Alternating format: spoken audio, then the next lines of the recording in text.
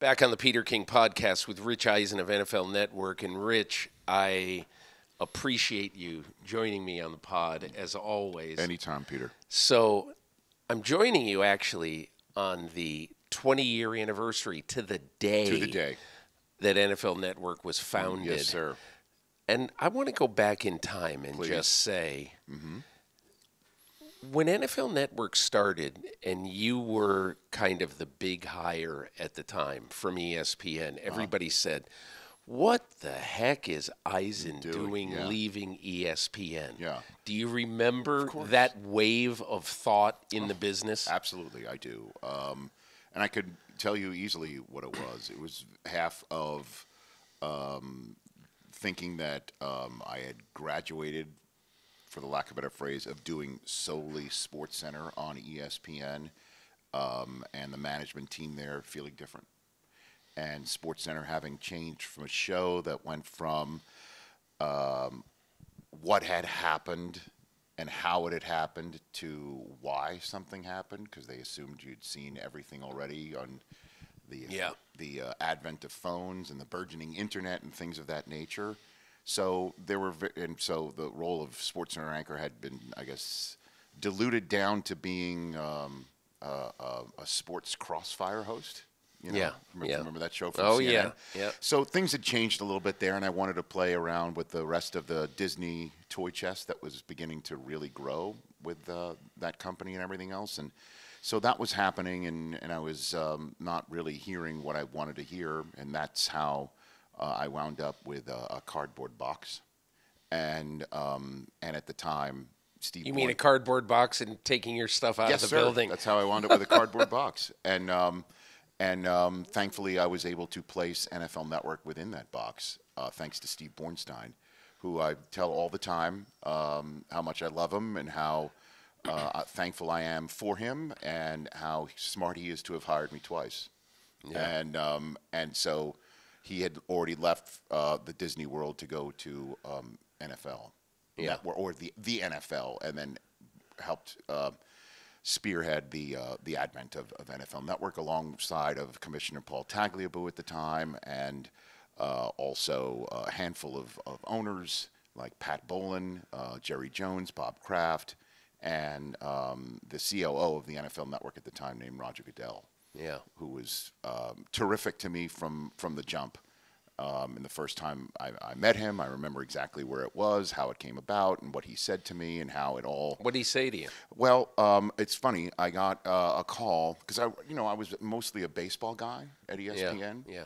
And I got a call from Roger Goodell's office in the middle, I think, of July, because I got married in June of 2003. It's also my 20th wedding anniversary year. It was a wild time for me, PK, but... So I came back from my honeymoon. I'm getting set to go to Los Angeles, start house hunting, and I get a call from Roger Goodell's office to say, Roger would like to speak. And I called Bornstein. I'm like, I just got a call from somebody in the NFL office. He goes, who? And I'm like, Roger Goodell. He goes, hang up with me and call him back. And I'm like, oh, okay. And I called him back, and he invited me to go play golf. And I remember going over the George Washington Bridge. I don't remember where it was, but we met, the name of the place. But I remember exactly where I was. I was in a sand trap on 12, Peter.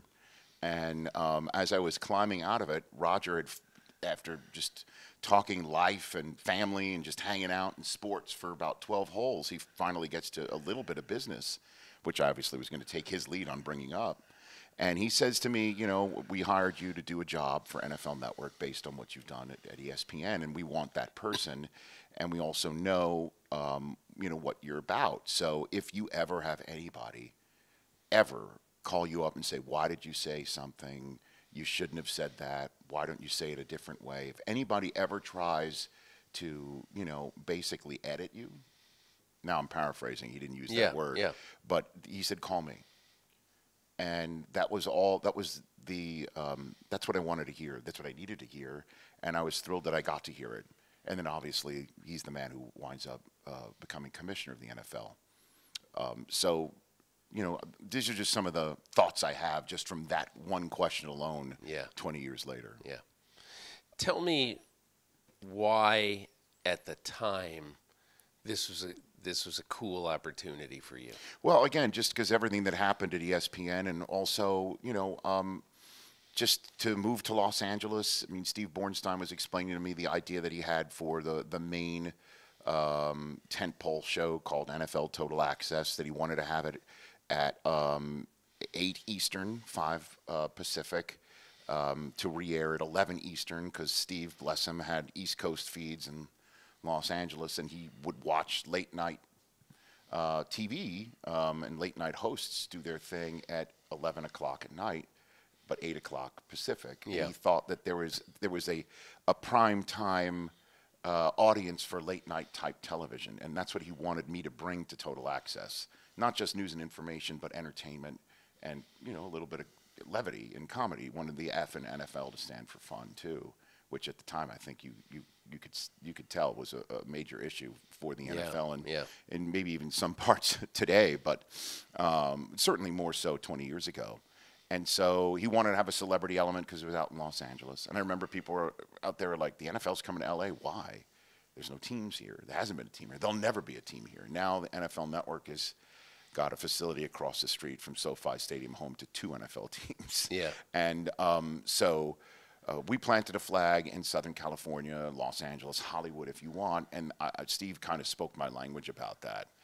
And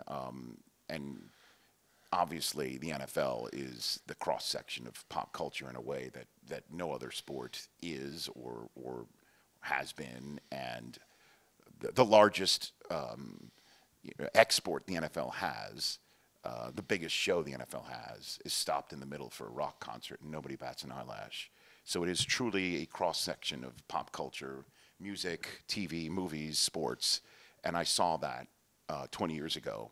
And I thought to myself, that's it. And I also loved the idea of moving to Southern California with my wife, who had spent some time there on the air for Fox Sports. So she knew the area. We had some friends. It was a total no-brainer, and to work for Steve and plant a flag for the NFL and be the advent of bringing the shield to so many different new homes.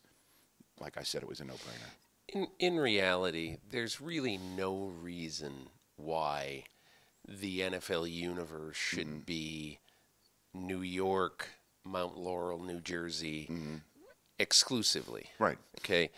And to me, I thought what was smart about going to Los Angeles is not necessarily the future of having teams there, but it's the entertainment capital. Yeah. So you should be there. You should build the NFL Network empire there, the studios there, in that campus that you have there now. So back in 2004, was that kind of a dream? Oh yeah, of course it was. Or did it seem like the impossible dream? No, it was the dream. It was. Now, to be straight up with you, because I always am, Peter, we might have been in L.A., largely because that's where Steve Bornstein had a house. Yeah. I don't know. I've never really asked him that question, but it is potentially, the case. But it was exactly what the NFL needed. And what NFL Network needed as well, that our shop was separated by about 3,000 miles from, headquarters, where, the COO at the time, and Roger Goodell, had a notion that some people might try to mess with the content before we even put a piece of content on the air. Yeah. So we were separated, and again, the fact that there were no NFL teams and passionate fan bases up and down the coast, from San Diego at the time all the way up to San Francisco, and then up to the Pacific Northwest corridor, that needed to have some sort of bias put their way too. Yeah. And then again, the fact that we've commingled the whole pop culture element to it was great, and then the things that the NFL Network really brought to bear through Roger Goodell's sensibility with Bornstein too, to reimagine things, that you didn't have to do everything the same way every year. Yeah. The draft, Bornstein always was telling me we should be picking the first round on the primary night of television, Thursday night. Why are we doing it at noon on a Saturday? And then showing people falling asleep in the top section of Radio City Music Hall when there's only 5 people in the theater because it's the 7th round. Yeah. So why are we giving off visuals and energy that the 7th round is the time to fall asleep? It should be just as energetic as the first. And through various other reasons, the 2-day NFL only draft becomes a 3-day, 2-night traveling road show throughout the entire NFL landscape. I couldn't believe that if you told me that back in 2006 when we did our first in-person draft. The Combine, turning that into a television event that now, Peter, many coaches don't come to the Combine for all 4 days because they can see it on NFL Network. Yeah. So we have now changed the way coaches actually attend the Combine. Yeah. And then, other networks want to get in on it. And so it's now a 3-network event for the draft and a 2-network event on occasion for the Combine. The schedule release show was something we had tons of merciless fun made at our expense, like that we were making a television show out of nothing. The schedule release, it's outrageous that it's a TV show. Yeah. But it's kind of fun. Of course it is, because it's another. First of all, any excuse that we in the media can have to talk football, we're going to take it. Yeah. At the time, though, people were like, "Wait a minute, you want to talk football, in early May or mid-April, just before the draft? Like, we're going to talk football in 2 weeks for the draft. So why are we talking about that? The Giants are playing the Packers on October 15th, like we have just reinvented the atom, because the Packers have a fan base. We tapped into this. Mariucci, when he came aboard, was telling me this. The Packers have a fan base that will book hotel rooms every weekend of the NFL season. And then when the schedule comes out, they will just cancel the weekends when the Packers are away. Yeah. So they have a room for every game.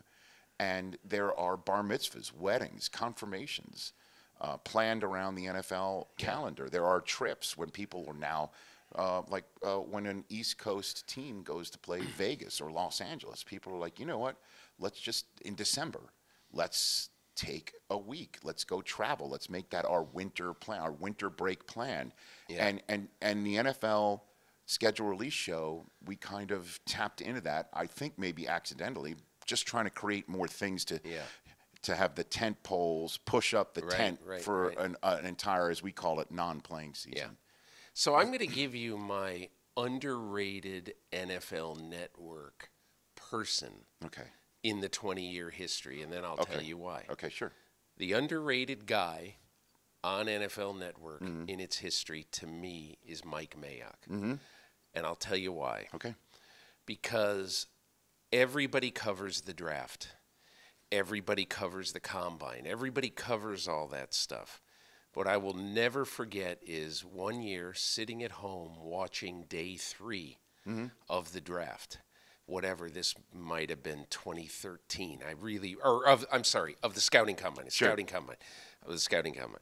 And I'm sitting home and I'm watching, and it's Saturday afternoon, and Mike Mayock spends 7 minutes talking about the Cincinnati Bengals. Mm-hmm. And, there's no particular reason why you would say, hey, let's talk about the Bengals. But then a half hour later, he spends 7 minutes talking about the Indianapolis Colts. Who really cares about it? And then I find out, and I asked Mike about it, you guys would spend at some point in the combine coverage, Mike Mayock would dissect, and your whole crew would dissect a team. Yes. And I thought, that is important TV if you love the NFL. And I found myself, I wanted to make sure that then every year at the combine, I would make sure that I was around a TV a lot of the times when I knew you were going to be doing that, because I knew that Mike Mayock put the work in and knew the 53rd guy on the roster of the Bengals and everything about him. And I think what you guys ended up doing, both at the combine and about the draft, was giving a depth of knowledge that really, it wasn't available anywhere else, but it was just the best depth of knowledge out there. Well, when I hear you say that, I agree that Mayock is a crucial member of our team in its NFL Network's infancy and ascension and maturation, because we needed independent voices in key positions. Yeah. He was an independent voice at the key position that we didn't, when we came on the air, knew that we really needed. We're just, when we came on the air 20 years ago today, we just wanted to get through day one. Like, it's a day-to-day league, and then it was a week-to-week league, and then we understood that we needed to look over the steering wheel and what comes next, and then make an event out of the talent evaluation portion of the season. And Mayock, the reason why he was so important and the reason why he worked is because of, you said he was a hard worker. When you said that he knew the 53rd man on the roster, I believe it's part because he used to be a 53rd man on the roster. And he was a guy who also, in a way, was one of the many reasons why we love the NFL are stories of guys who work hard and make their own way and become successful on a roster or as a coach or whatever. He's a coach's son who, when he was out of football, was a salesman. And Steve Sable, he knocks on Steve Sable's door at NFL Films and says, I have some, how do I get involved in this business? And Steve Sable helped shepherd him in. And that's how we at NFL Network found him. He's working at NFL Films. And he comes aboard and starts talking about the 53rd man on rosters, but also the 200th guy on a scouting chart, on a draft chart. And I just remember hearing him talk for the first time with that, Philly accent. I'm like, this guy's magnetic. Like, you can't take your eyes off of him because he's not only, telling me something I don't know. He's saying with such conviction that I believe every word that he's saying. Yeah. And then when we started with the talent evaluation portion and we're starting to do our draft coverage, and he comes on the air and tells everybody in his mock draft that Aaron Rodgers was going to go not only not one, but fall all the way to the Packers at 24. And that happened. Was a eureka moment for our network that fans who saw it go, oh, wait a minute. Not only am I getting knowledge, but I can be smarter when I'm talking to other people by listening to him because he's right, and he was right. And so for us to be as successful as we became, we needed to be as good in the non-playing season as we were when there were games being played. It's an excellent point. He was one of them, and Schefter was another. Yeah. Adam Schefter coming aboard, and because we needed, again, that was our issue starting off. It's just like, so how are you not just going to be parroting the league talking points? Yeah. And so, I'm hired, and I'm not going to parrot anything. I'll definitely be there to amplify what the league wants amplified. Clearly, this is the NFL Network. Yeah. But I thought I brought that there. But immediately, despite my 7 years on ESPN, I was viewed as the NFL's guy, the company guy. So in comes Schefter, and he's now delivering news, beating everybody else at it frequently. Yeah. And so now we're a source of information. Huge, beyond huge. Mayock comes in. He's now a source for information you're not getting anywhere else. That was beyond huge. The advent of Thursday Night Football. I did go into Steve Bornstein's office when we got the advent of Thursday night and said, I want to call the games, which is kind of interesting. I'm standing here with you in Germany on the 20th anniversary, getting set to call a game. Yeah. I've been wanting to do this for a long time. Yeah. I've called several now for NFL Network up to this point, but at the time, zero. I didn't call an NFL game in my life. Yeah. And I wanted to do it. And Steve Bornstein, typical of him, immediately shot it down, and told me, two things. I got a booth in mind, number one. Number two, I need you to do your job because the pregame and halftime and postgame is just as important as the game. Yeah. And I appreciate him saying that. But, the person he had in mind, because he needed a fiercely independent voice on our game package, or voices, that people would think they don't want to watch a game saying they'll never criticize a coaching decision. Right. They'll never criticize an owner's decision. They'll never criticize a call by a ref ever. He puts Bryant Gumbel in the booth, who is the most fiercely independent voice, maybe ever in our business with Collinsworth. So you put it all together, and those, hires from me in '03, Schefter, I believe, in '04 with Mayock, and then in '06, the advent of Thursday Night Football with those guys. It was incredibly important.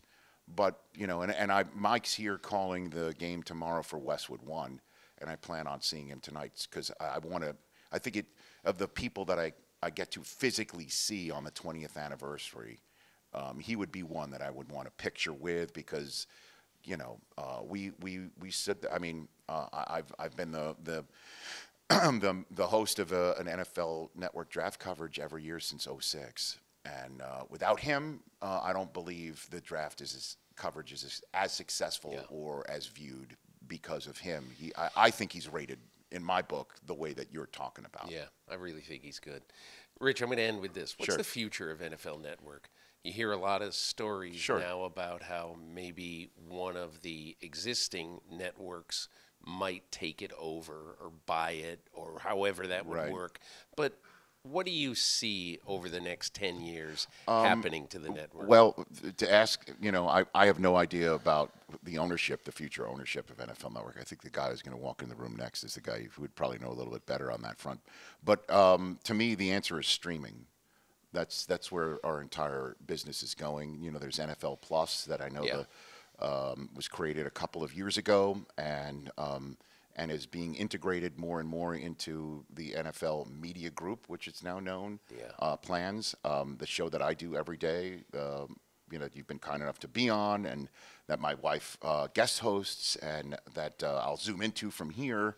The Rich Eisen show is on the Roku channel, on the Roku platform. And I'm streaming every day. This show is streaming every day. And it's gotten nothing ever since I started moving. I moved to Peacock, obviously, with NBC Sports, and then to Roku.